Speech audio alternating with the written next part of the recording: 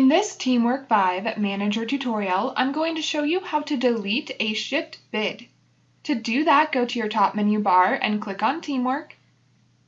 Make sure you have your location selected. You do need your location selected in order to work with bidding.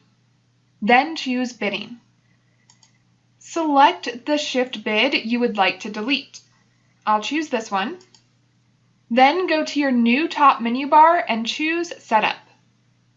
From the drop-down menu, select Settings. At the bottom of your screen, choose Delete.